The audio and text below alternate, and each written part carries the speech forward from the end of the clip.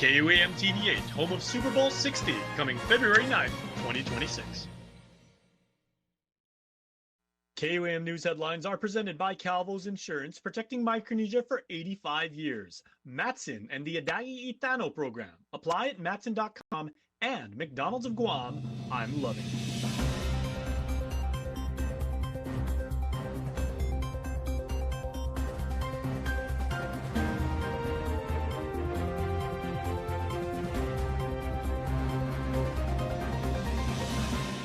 On KUAM News Primetime. The race for Adaloo heats up as another gubernatorial candidate officially throws in their hat this election and announces his running mate. We have details coming up. Guam Community College officials outline why a change in the makeup of its board of trustees is necessary. More in Bill 251 tonight. With unanimous support from her fellow justices, Catherine Merriman is set to lead Guam's judiciary as Chief Justice once more. I'm Nevaeh Anderson with the report coming up. Hafide and good evening. Welcome to KUAM News Primetime. I'm Destiny Cruz-Langus. Thanks for ending your day with us. Well, tonight the race for Adaloo is heating up. Speaker Frank Blas Jr. and former Guam Community College President Dr. Mary Okada officially launched their campaign for governor and lieutenant governor respectively under the Republican ticket. The Blas Okada team made the official announcement at the Crown Plaza Resort in Tumon earlier this evening among a gathering of supporters. We need a governor and lieutenant governor who understands that public safety is not just a talking point, but is a duty. We need an administration that treats healthcare as a necessity, not a privilege.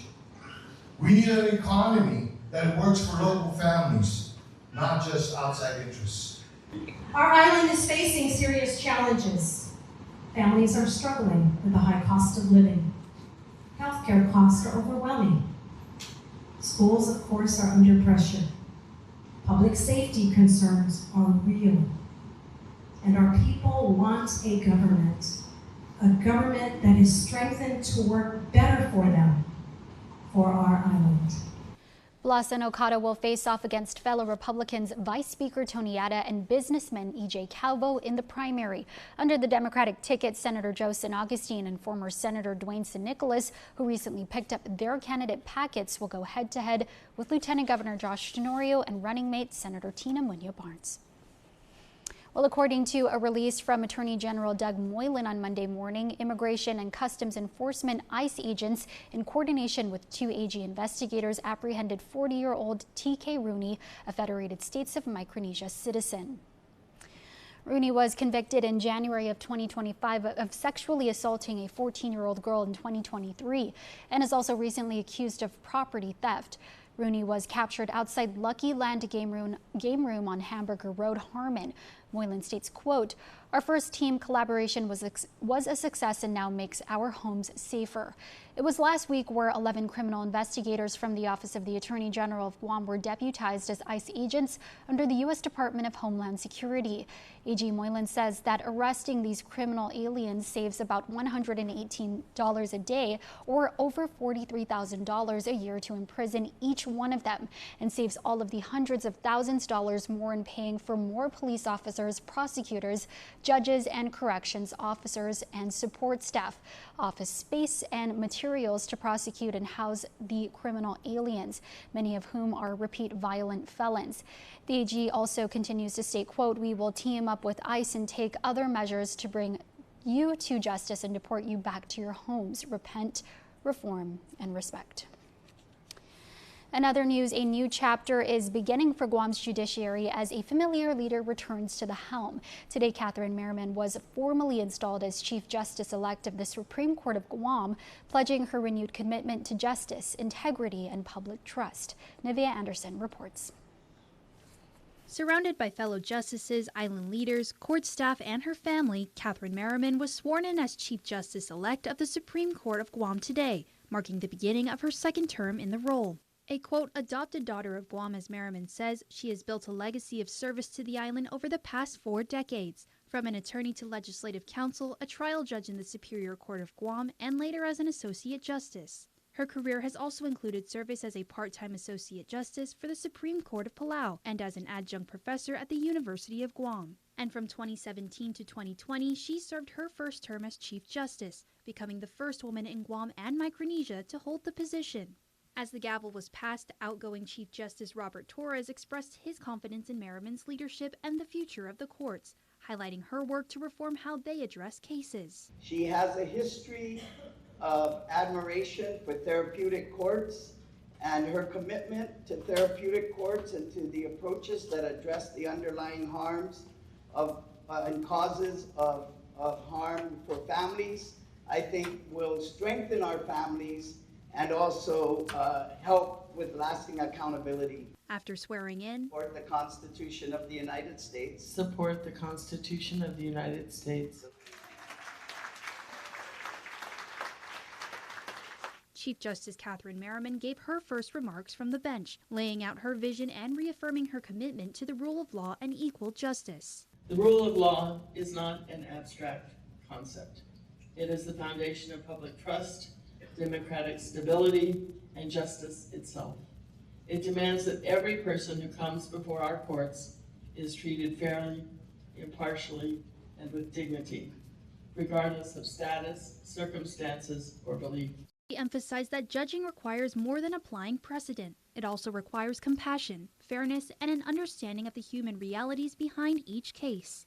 I am proud that Guam's judiciary has expanded our approach to justice based on that very recognition that sometimes, but not always, but sometimes, a person's criminality is rooted in something bigger.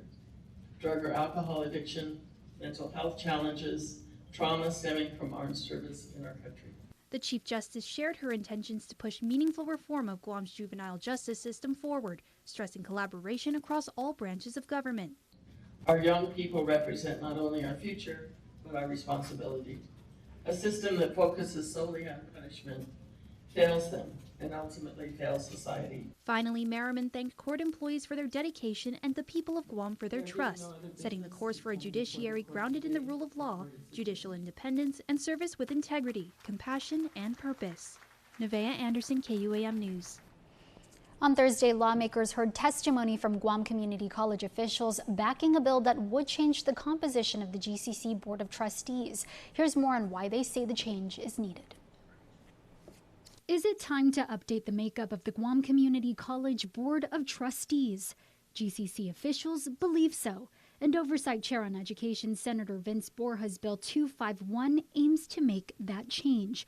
The measure would allow the governor to appoint 2 trustees representing business, industry, and employers' organizations, while removing the requirement for a labor organization representative, a seat that officials say has remained inactive for years. The representation for the original legislation representing organized labor, I will share that for as long as I've been at the college, that has been a very, very difficult seat to fill. Completing her tenure as community college president, Dr. Mary Okada adding that the Board of Trustees approached Senator Borja with the proposal, a move aimed at better aligning the board with today's workforce development needs and expanding representation in that area. That request also includes a push to move the bill forward, as the process of recruiting and seating a trustee can take time. Officials say the goal is to avoid further delays in filling the board's final 7th seat. The timing is also critical, as the board prepares to make a major decision, selecting Dr. Okada's replacement. Okada announcing her intent to retire from the role last year, with a bid for Lieutenant Governor of Guam on the horizon. The Board of Trustees, in their current activities, is really to fill my replacement at the college. And although we have currently 4 members, that are 4 out of the 7 that are seated, it is in the best interest of the institution if we can maximize the number of representatives from the Board of Trustees in doing that selection. As discussions turn to timelines, Senator Tello Taitagui raising questions about whether the process would comply with the open government law. So that was my question. If this were to pass in March, are you going to lose any funding? No. No, not at all, right? So we can wait and do this correctly by the open government law of 5 days instead of asking this body to bypass the 5-day rule. Okada reassuring lawmakers that bypassing the law is not the intent, adding that if the legislature decides to wait, that decision is ultimately up to them. Meanwhile, Speaker Frank Blas Jr. summing up the situation best with this clarification. The reason why it is now being considered and now this bill is actually has been drafted and is being considered is so that that third position, there's some clarity as to who can actually sit in that position. Am I correct? And the nomination that was submitted in September can, with this correction, can fill that slot. And the Guam Community College Board of Trustees announced today that Dr. Mary Okada has concluded her service as president. The announcement was made during the board's regular meeting Tuesday. Okada retires after 18 years of dedicated leadership, guiding GCC's growth as a leader in career and technical education and sustaining the college's highest level of accreditation with the Accrediting Commission of Community and Junior Colleges. The board unanimously appointed Dr. Virginia C. Tudela, Vice President for Academic Affairs, as interim president. With more than 23 years of service to GCC, Dr. Tudela brings deep institutional knowledge and a strong commitment to academic excellence, quality, and accreditation. Okada emphasized continuity during the transition, offering her experience as a mentor to support the college's next chapter. Board Chair Carlo Leon Guerrero noted that her continued presence will help anchor the past, present, and future of GCC as the search for the next president moves forward. You're watching KUAM.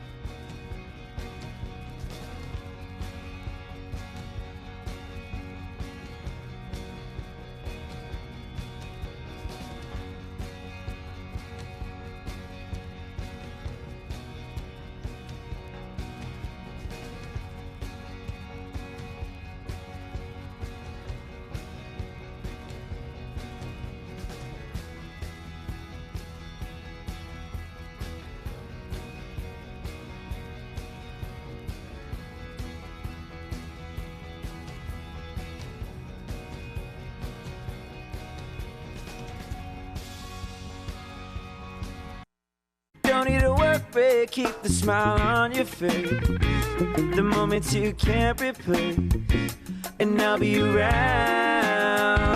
Whoa, you can count on me. You can count on me for life. Wherever life takes you, we're always here for you. Calvo's Insurance. Count on us for life. I keep hearing your ad say everyone gets our best deal. Does that really mean everyone? Everyone means everyone. New customer? Yup. Upgraded? You got it. What if I'm already with GTA? Everyone gets $300 off our latest smartphones when they sign up for a Live Unlimited plan. Finally, a deal really for everyone. Everyone, yay! Anything's possible. I push to the limits. I climb every wall. I keep on believing. Anything's possible. If there's one thing we've learned, it's never to underestimate the spirit and strength of the people of our island home. Which is why at Bank of Hawaii, you, your dreams, and your possibilities will always have a home. Reach your possible with Bank of Hawaii.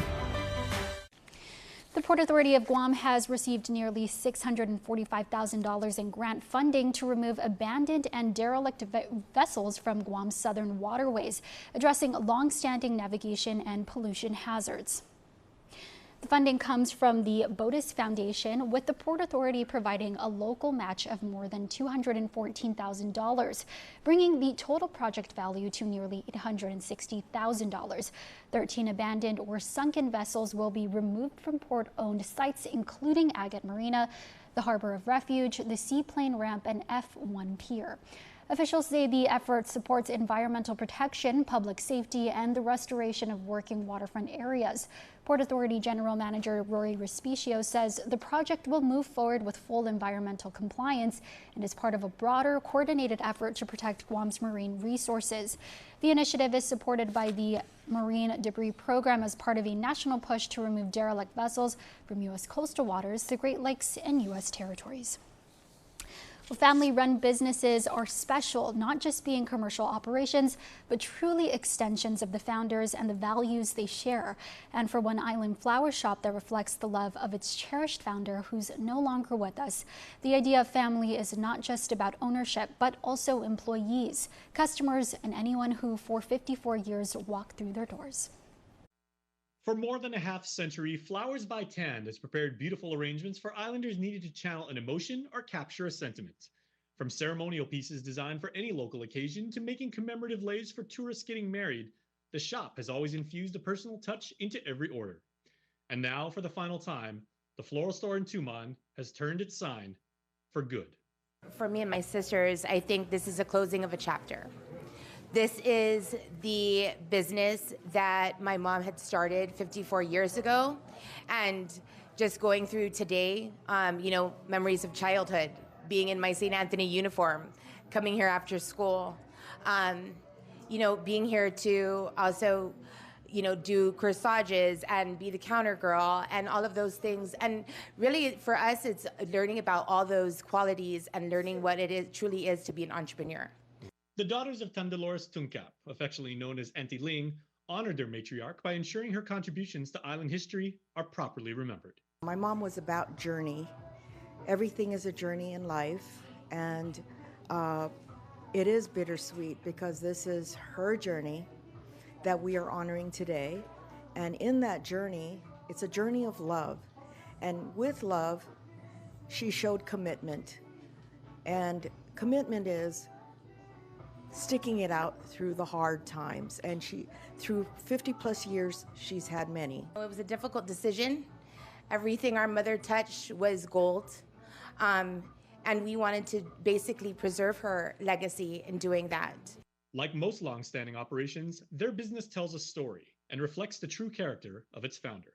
My mom, it was her life, and what means more to her is people, conversations with people. Even during COVID, when all the flower shops were closed, there was a couple was getting married, and she put it together. She said, I'm not getting supplies, but I'll do something for you. I'll create something for you so you have a memorable moment. So it's very, very bittersweet because she reached all our hearts, not just me, not just my family, but everybody that stepped in. They would come in, and she'd get to know them. Almost exactly a year ago to the day, the Tungkap's late father David was honored with the Airport Business Park being renamed in his honor. It's a legacy they cherish and are devoted to uphold. The dedication of the airport park to my father was one of the last milestones that our mother wanted to see happen. And long before he enlisted in the Army, was elected to the legislature, and more recently serves as our representative in Congress, Jim Moylan served the shop with a very distinct role, and taking away from the experience lessons of immeasurable value.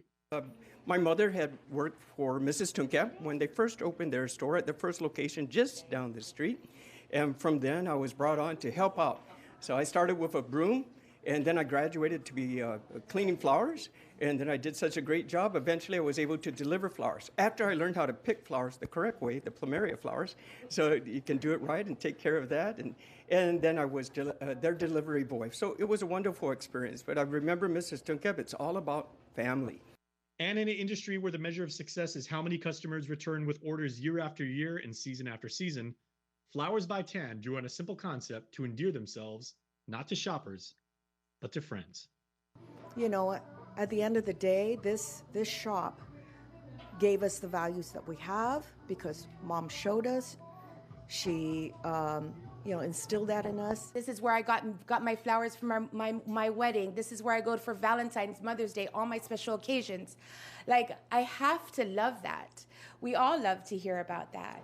And it's about bringing that beauty and inspiring the new generation to come up with more creative ways to come together as a community and build back our economy to be even stronger. Her motto is, love conquers all. This is in our DNA.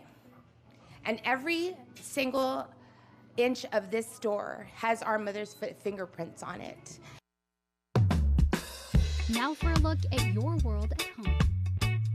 Here's a view from Alasu looking out towards Cocos Island.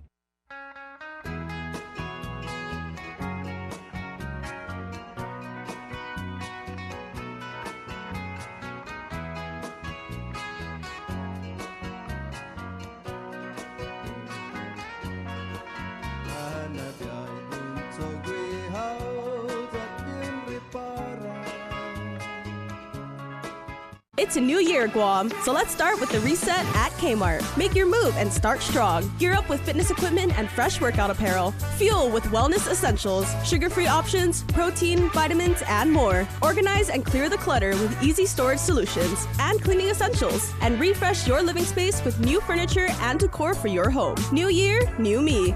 Your reset starts at Kmart Guam. Now it pays to spread the Better Together experience. With our brand new referral program, you can earn up to $150 in account credits for every referral you bring in. That's right, family, neighbors, friends, even your coworkers. Just pass them your account name and account number. When they sign up for Docomo Pacific service and drop your info, cha-ching!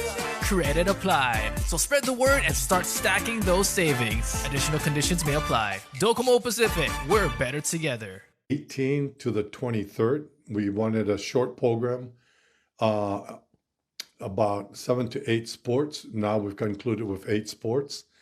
And we're moving quick because last night I presented it to the members of the Guam National Olympic Committee, identified the 8 national federations.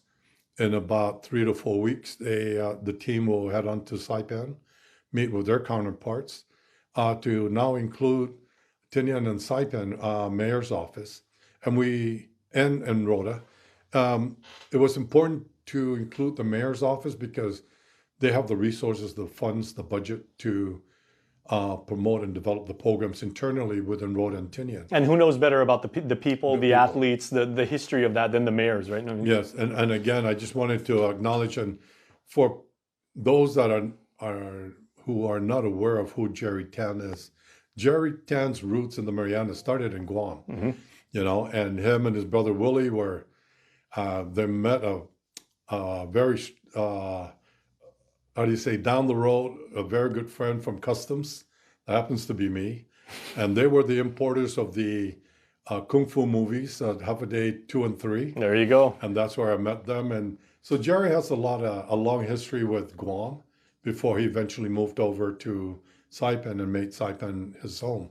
But the heart in the Marianas is with Jerry. Mm-hmm. And again, my role is that trying to help Saipan develop their sports program, incorporating now the 2 independent island community.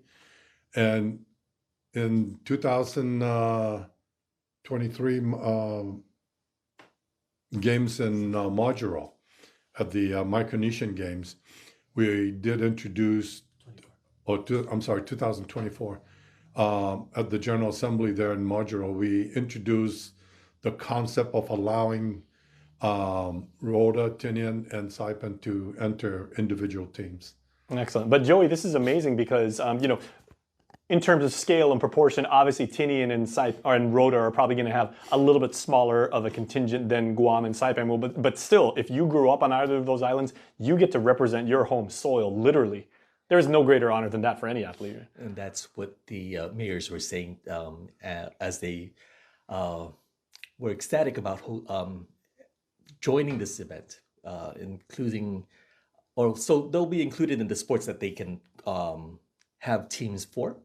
We were looking at baseball, athletics, fast pitch softball as the main sports that they have athletes with, as well as badminton. So that will be the start of the event, and it'll be an annual event going from Guam and Saipan until we can eventually get both Tinian and Rhoda to host the events. Very nice. And then in addition to that, we've also got indoor volleyball, three-on-three basketball. What else am I missing? Open water swimming. Open water swimming, and yeah, and VA, right? Yeah, paddling. Excellent. Yes.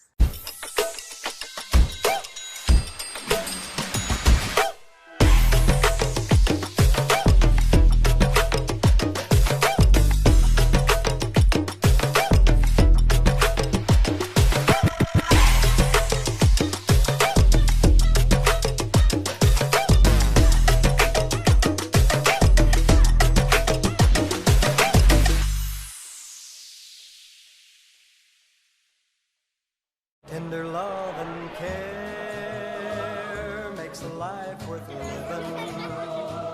Tender love and care, that's what I'll be given. Every day, every night to you.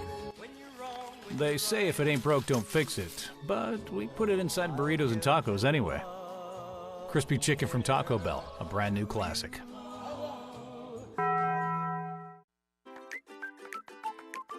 Giving Every Tuesday is brought to you by Raising Cane's Chicken Fingers, One Love. A new school semester brings new ideas with the same optimism and leadership from our cohort of Spark Ambassadors, a diverse group of outstanding high schoolers in this year's program. And while the fall saw them create and carry out community service initiatives of their own design across Guam, spring will see their ambitions become productions. They're turning their motivation into shows in front of and behind the camera, writing, producing, hosting, and distributing long-form podcasts, newscast segments, and social media posts to distribute their generation's concerns.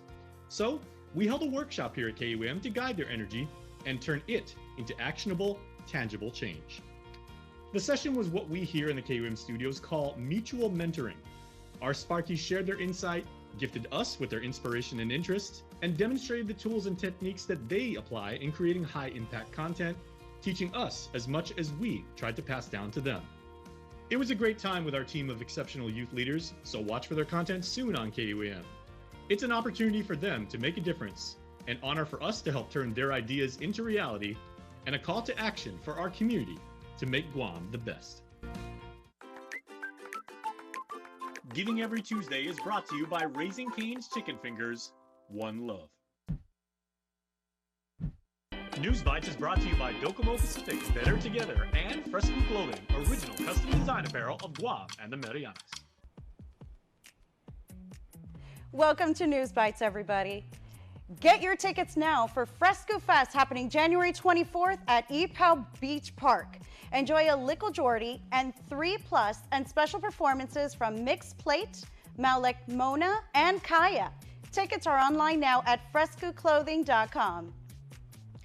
The Guam Women's Club will be having their annual Mardi Gras on February 7th at the Hyatt from 6 p.m. to 11 p.m. This event will raise funds for scholarship of University of Guam students.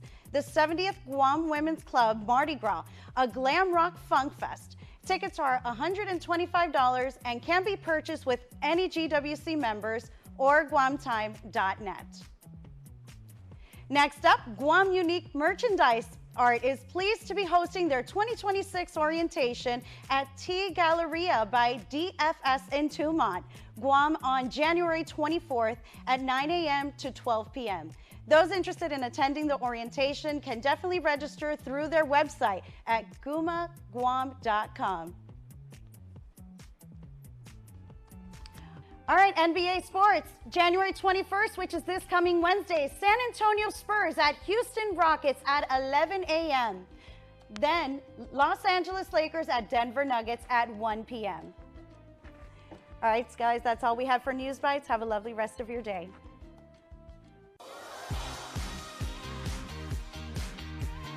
Happy birthday to Eddie Calvo, celebrating birthday number 70 today, and to an uncle who is loved by all. May you please be blessed with many more happy, healthy, and wonderful years to come.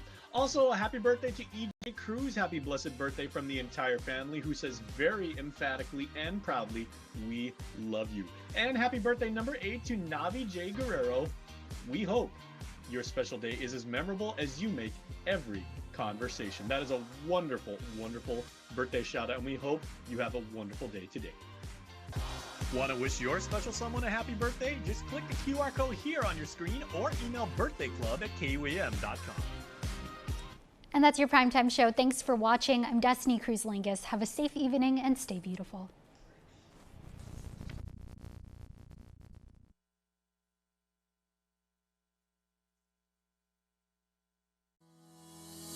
Thanks for watching Health, Home, and Lifestyle right here on KUAM. Check us out anytime on our YouTube channel, youtube.com/KUAM News, for all of our episodes about how you can live a happy and healthy island life.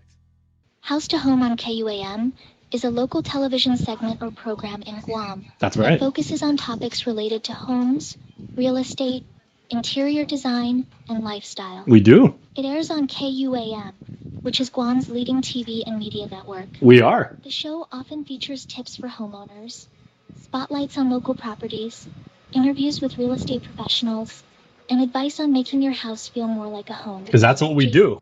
That's right, my friends and fellow Guamanians. House to Home back once again. Brand new year, same show. We are showing you how to live a healthy island life, how to manage your property, how to get the very best value for what you own, and live happily and live healthy. We got so much stuff planned for you this month, this week, today. So let's get right into it. Here's what we got for you this week. House to Home, presented by Remax Diamond Realty. Hello, everybody. As 2026 continues to be the time of opportunity, Liz and Gina and myself wish you and your team, your colleagues, your family members, your friends, your collaborators a very, very wonderful and prosperous new year. And Liz and Gina, I guess let's go start this week's episode by me saying, have you guys had any closings yet in 2026? I mean, we're only like 20 days in. Yeah, I just did mine today, this morning. Congratulations. And you're getting on a plane to go to DC pretty soon. Yep, for realtor meetings. Liz Dwayne is having a really good Tuesday. Okay, and Gina, how many deals have you done so far? Jason, every day is a good day. Yeah. There you go. Okay, but how many deals have you done? Oh, you know what?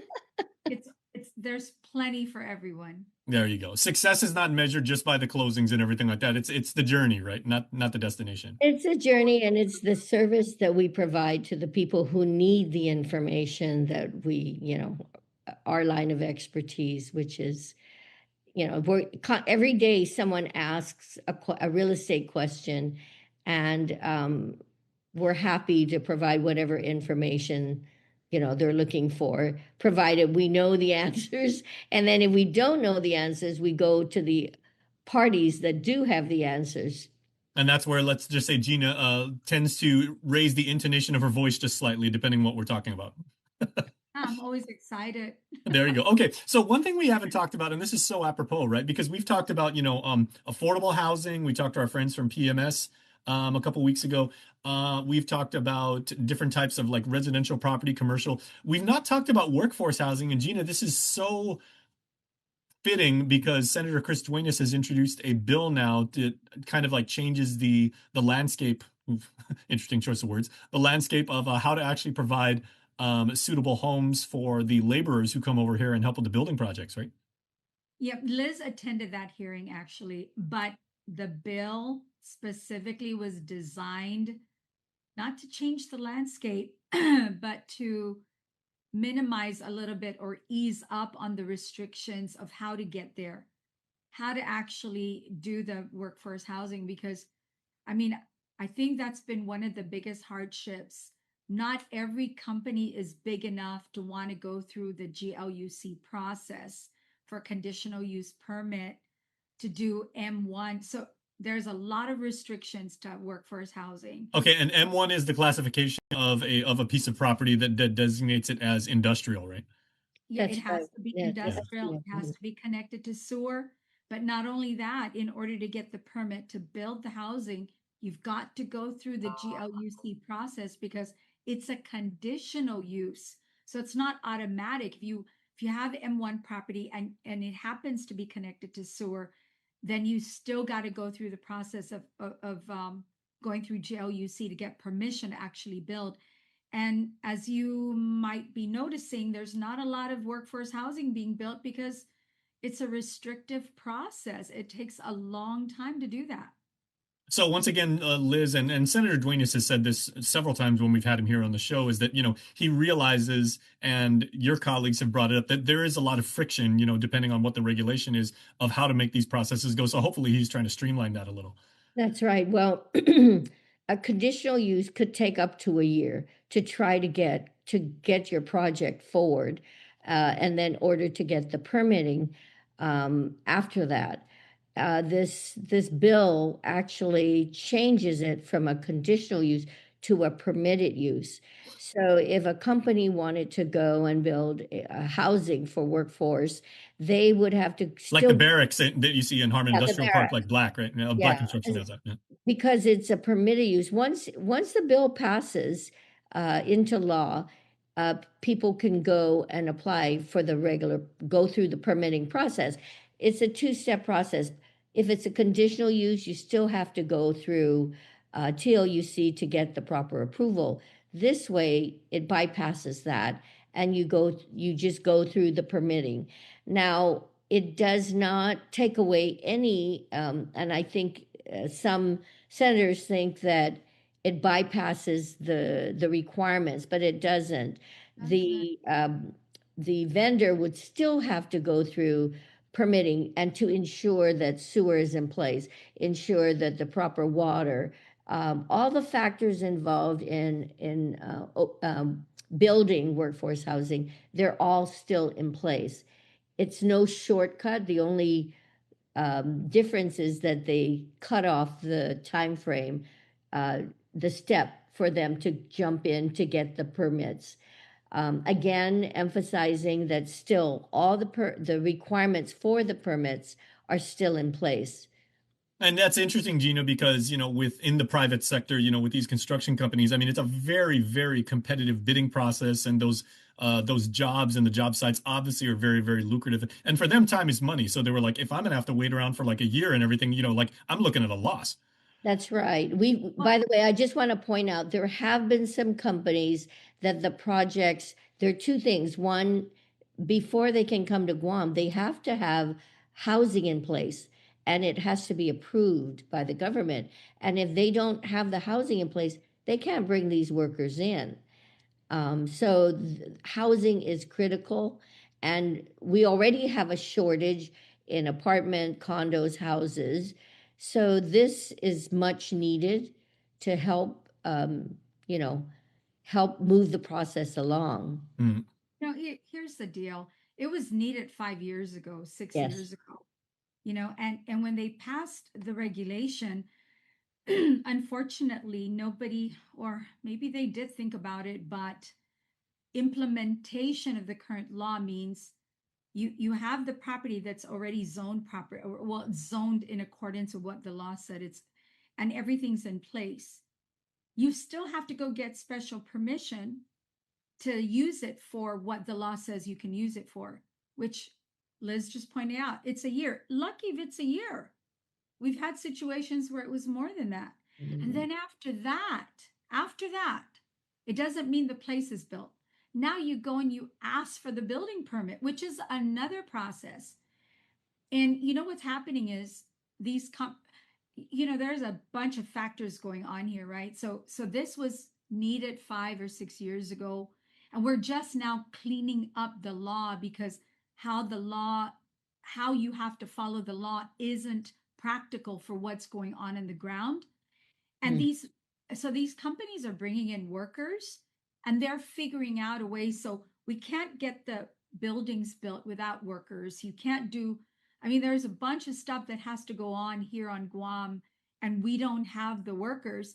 Well, you can't bring in the workers if you don't have the housing. You can't even get the permit to fly the workers in. Because it's not like each and every one of them is going to be able to, or would even want to say, oh, okay, I'll stay at a hotel. I'll stay at, I'll find an apartment and everything like that. That is part of their deal as contract workers, right? The businesses can't afford, if we're putting them up at the hotel, what is it going to cost to build this project? I mean, they're going to lose money. And if a company loses money, they pack up and they leave, or they shut down. And ultimately, who's hurt? Our community. When you can't go to this business or that business because they shut down because they lost money, Who's hurt? Yeah. Us. We're And it seems hurt. like this is a step in the right direction because, we've all said, ad nauseum that, there's such a boom in the number of, military facilities that need to be built and stood up. Like UOG's got a lot of construction projects going on right now with like all the new buildings that they're building over there. Hotels may pop up, residential areas and everything. So, and now hopefully the policy end of it is making that like a little bit more rapid. Well, the thing about it is the workforce housing, of course, is needed. We've got the military buildup. There's been some feedback saying, well, we don't need it now because we're already at the peak.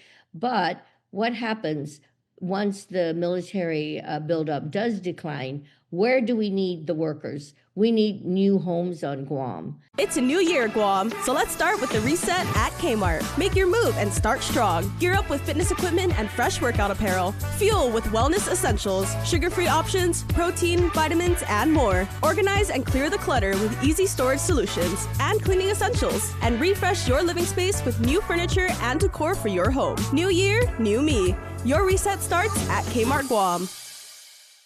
I mean, tourism has already is at a very low. DFS is pulling out. Other companies, if you go down Tuma, there are businesses that are closing. So it's really, it's something that we've got to start looking at and working smart on making the changes that are needed. Can I ask, because we began this segment talking, and I said it in jest, but it is kind of the point of, deals that you ladies have both done over the years. Have you guys ever been involved with like any workforce housing development, transactions, or, been involved with putting that together? Not putting it together, but helping companies. Helping people look for properties. Yeah. And we know Okay. it's close to Yeah. impossible.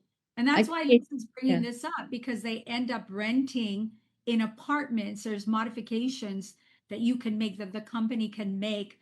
Of course, now their expense goes up. They're housing less people, so they're bringing in less people. But what they end up having to do, because there's no alternative, is they move them into condominiums or apartments. And the reason that concerns us, and that's the reason Liz took out her time in her busy day to go and testify, is because every company that rents an apartment or condominium to house their workforce, those are units that are no longer available for our local families in the community. And that's why it concerns us. That's why we're promoting that. But this is a very simple idea. If you have an abundance of a product, like let's say housing, the cost is going to go down. How do you encourage an abundance of construction of housing?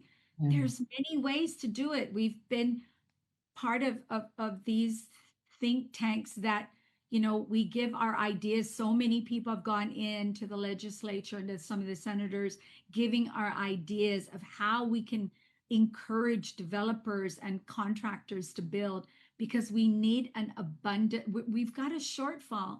We need to figure out, how do we get people to build on Guam? It's not that difficult to figure out, and I'm really hoping that this is the year that we actually make it changes. happen. Yeah. And it's interesting because I brought that up because a couple of months ago I had it was an honor of a lifetime for me, but I actually got to interview one of the Joint Chiefs of Staff. The Chief of Naval Operations, Admiral Caudle, came out here to Guam, and he actually had a boots on the ground walking assessment of the enlisted sailors housing facilities down at Naval Station Guam. And he goes, we're looking for not just, the structural integrity of the buildings, but, the amenities. Are we providing like enough resources so that our sailors can be their very best and they can do the job that, that they volunteered to do? When it comes to, workforce housing and everything like that, what is considered, adequate housing? Because obviously you want, basic, you want like a nice place. You're not getting like a 5-star, Four Seasons hotel, but what is basic amenities for workforce? Jason, I want to backtrack to what you said when Sure. you talked to the Admiral. One of the things as realtors and the Guam Association of Realtors, I'm not speaking on behalf of them, I'm speaking on behalf of a lot of us realtors, we'd like to see the military move, I think there was something said that the government was supporting, keep your military in the baselines, keep them in your own community. Whereas our thoughts are bring them out into the community, have a mingle with the locals so that they have a very enjoyable stay on the island where they get to meet the people and the culture. So in terms of housing, it's important that we beef up our housing off base as well, because we want to encourage the military to live among the community, not to be sheltered along a fence, a military fence line. Sequestered, essentially, right? Within the fence, yeah. Yes, like the Department of Corrections, keep them there so that they don't come out into the community. No, I think we want a mix of the military and the locals, and housing is critical to make that happen. We do a lot of rentals for military, and many of them who leave Guam had an enjoyable stay. So we want to perpetuate that through the coming years, that there is a collaboration of efforts between the military and our local government and our local real estate community, and to keep that going. And Gina, oh, sorry, Liz.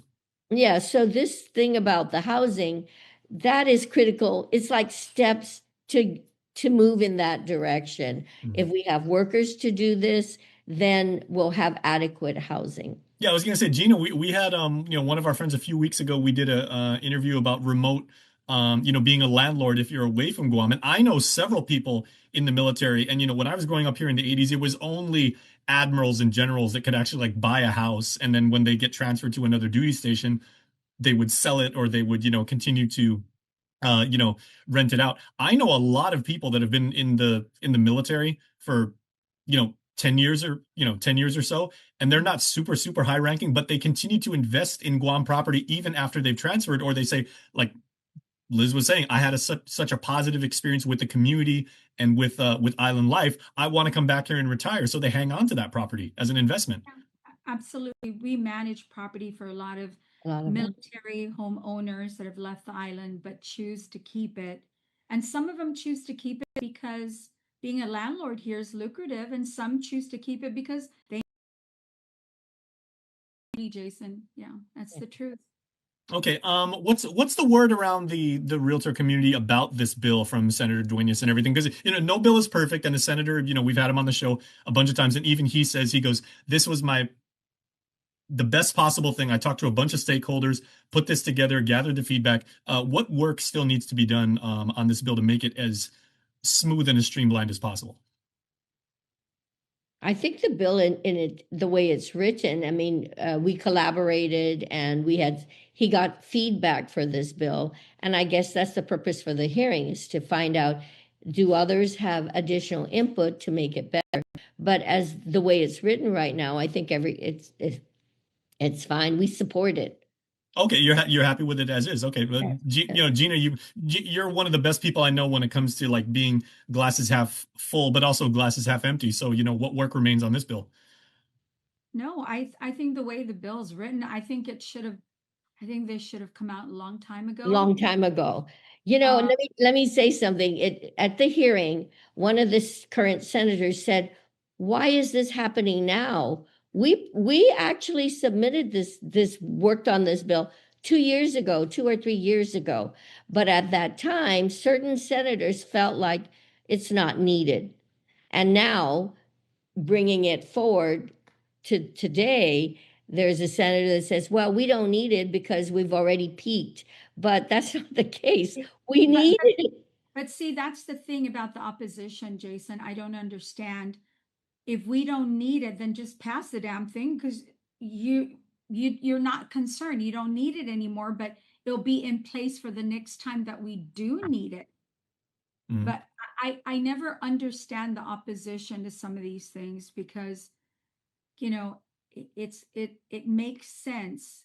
It is needed. It might be late. I think the point they were trying to make is, why are we doing it now? This is so late. Yeah, it's late. But it's better to be late and get it done and have it in place than not to have it done, because it takes so long to get anything accomplished here. Better late than sorry. There you go. And the worst, I mean, there is no bad decision, but the worst decision you can do is to not do anything, right? Yeah, exactly. Okay, real quick, let's wrap with this because Liz, unfortunately, I was not able to review the public hearing, but because it was a community event, aside from yourself, what other stakeholders were there offering their thoughts? We had Carl Peterson, Chris Felix, myself, Jerry Yingling was there. And as far as the senators, it's Sabrina Mantinani was there, Frank Bloss, Tony Atta, because Chris, I guess, was unable. There was a conflict in schedule. Were there any of the construction companies or any of the contractors? No, we didn't see any. Okay. Well, at least the realtor community was like in yeah, the Guam Association actually supports the bill too.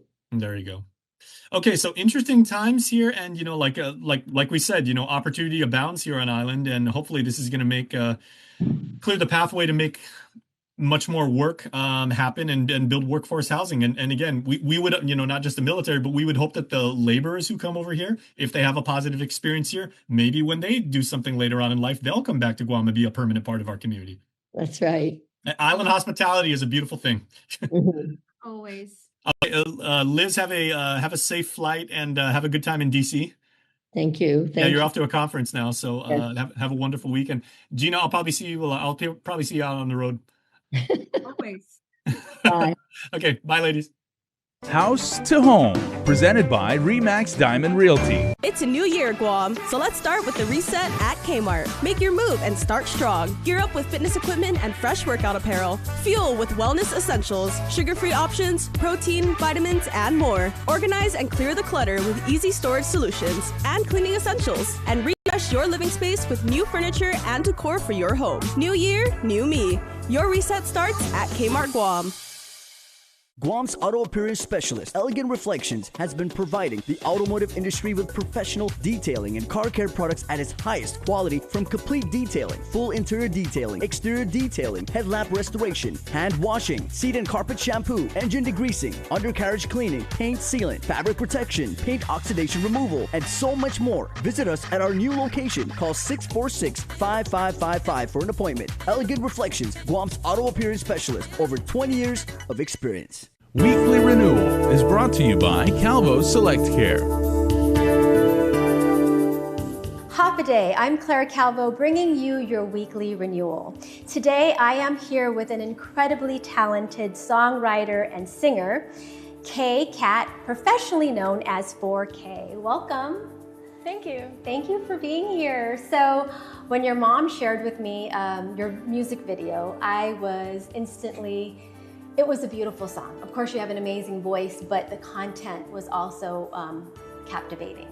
And so I just want to open with, if you could just share what inspired you to make that specific song. Got it. So I had a friend who passed away to suicide, and I wanted to talk about what I would have said if he were still here after the attempt. And so writing that song and performing that song had a lot to do with how you processed that whole event, that experience. And so have you found, like, since you've had that song out, have people reached out to you? Has anyone reached out to you in regards to that specific topic? Yeah. But it's wonderful that you have something like music to channel that energy. And so is there anything other than, so I know what are some of the things that you do to help you balance and stay stabilized, regulated emotionally? Well, I'd say definitely go outside, get some fresh air, hang out with your friends, but also have that balance of productivity and fun at the same time by, I would say, take care of your health, work out. So as we start this new year, do you have any message to teens out there or young adults about just honoring their feelings and just the importance, the significance of checking in with yourself and with your friends, you know, as far as mental and emotional health is concerned? Yeah, so I would say definitely keep an eye on your friends, because just because they look like super happy, super in the moment, doesn't mean that they always are. They can look like the happiest person on earth and crack the funniest jokes, but it wouldn't mean that they're okay. So always check in regardless, and take care of each other. And if you do feel a certain way, like, you know, you're not alone.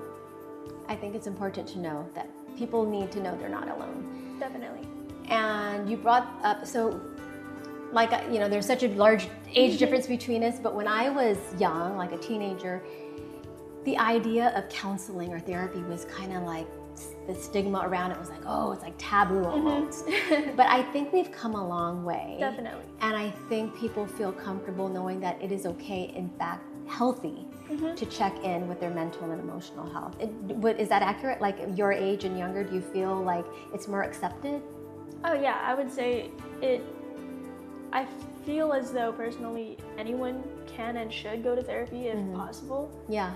It's super important to talk to someone professional that can help guide you through your feelings and emotions, or prevent you from feeling a certain way or doing certain things. Right, right. And I know a lot of people are like, oh, well, I have my friends to talk to, or I have my mom, or, you know, like, because I'm even really close to my son, but sometimes it seems like you need someone out of your immediate circle, you know, who's kind of doesn't have any kind of invested interest in you.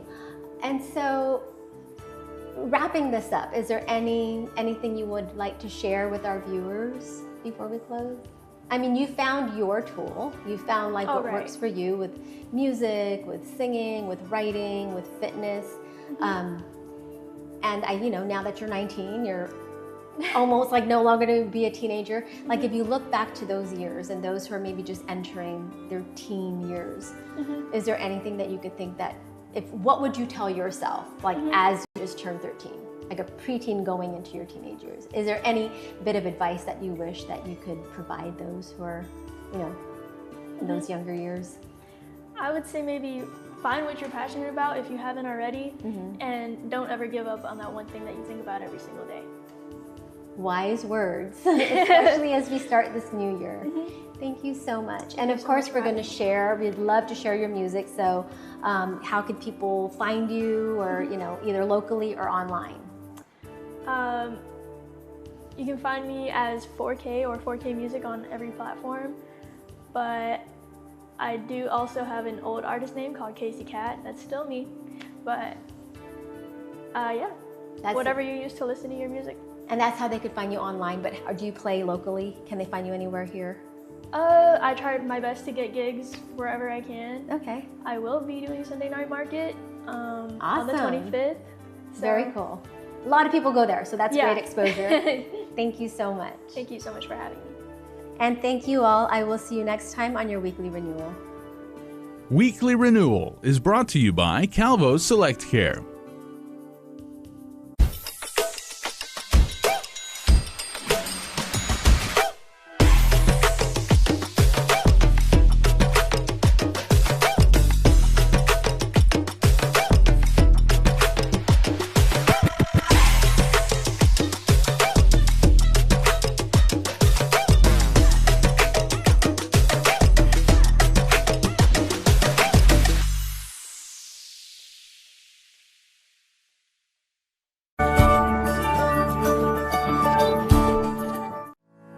February is National Children's Dental Health Month, and families across Guam are getting a reason to smile.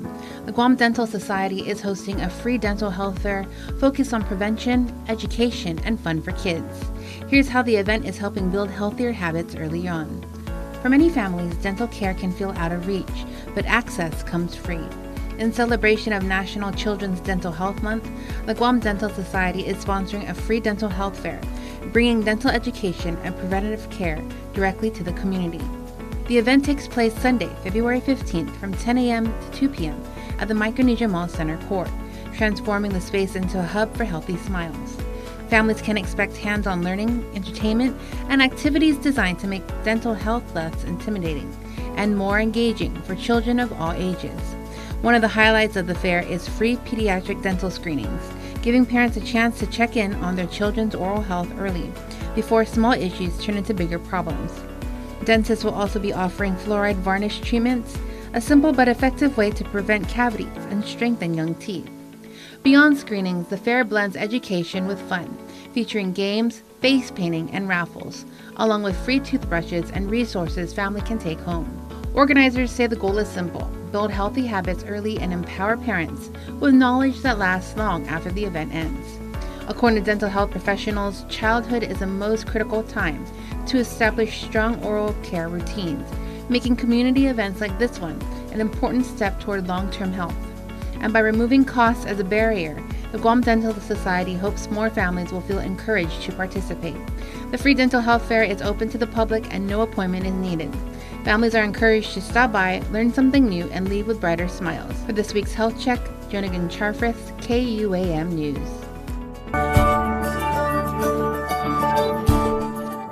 As always, my friends, we thank you so much for watching Health, Home, and Lifestyle, and please tune in to every single episode we've done in the past at our YouTube channel at youtube.com/KUM News. For all of our contributors, and for Health, Home, and Lifestyle, I'm Jason Salas. Live healthy, Guam, and we'll see you next week.